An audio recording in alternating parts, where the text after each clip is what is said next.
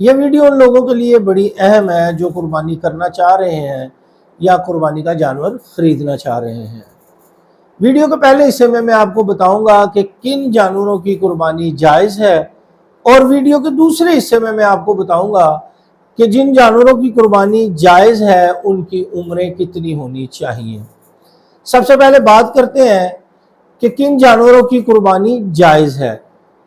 جن جانوروں کی قربانی جائز ہے ان میں اونٹ، اونٹنی، گائے، بیل، بھینس، بھینسا، بکری، بکرا، بھیڑ، مینڈا، دمبا، ان سب جانوروں کی قربانی کی جا سکتی ہے۔ بھیڑ، مینڈا یا دمبا یا بکرا کی قربانی ایک ہی شخص کر سکتا ہے، جبکہ اونٹ اور گائے کی قربانی، بھینس کی قربانی، بھینسے کی قربانی، ان میں 7 لوگ مل کے قربانی کا فریضہ انجام دے سکتے ہیں۔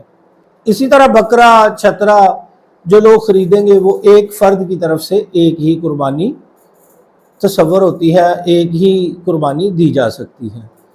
اب رہی جی ان کی عمروں کی بات۔ سب سے پہلے اونٹ اور اونٹنی کی عمر 5 سال ہونی چاہیے۔ گائے، بیل، بھینس، بھینسا کی عمر جو ہے وہ 2 سال ہونی چاہیے۔ بکرا، بکری کی عمر 1 سال ہونی چاہیے۔ بھیڑ، مینڈا، دمبا کی عمر 6 ماہ ہونی چاہیے۔